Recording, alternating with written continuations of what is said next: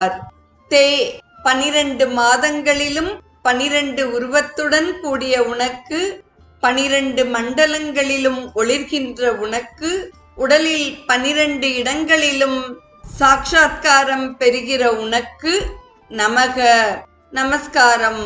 வாயினாலும் மனதினாலும் சொல்லாலும் வணக்கம் என்று கூறுகிறார். அஸ்து என்பது இருக்கட்டும் என்ற பொருளில் வருகிறது. வணக்கம் எப்போதும் இருக்கட்டும், அதாவது எப்போதும் நான் உன்னை பக்தி செய்கிறேன். நமக என்றதனால் மே எனக்கு உன்னை காட்டிலும் அணுமாத்திரமான பேதம் கூட ந இல்லை என்றதனால் நீயே நான், நானே நீ என்று எப்போதும் நான் அனுசந்தானம் செய்து கொண்டே இருக்கிறேன் என்று இந்த ஸ்லோகத்தின் பொருள் நிறைவு பெறுகிறது. நாளைய நிகழ்வில் நாம் ஆதித்ய ஹிருதயத்தின்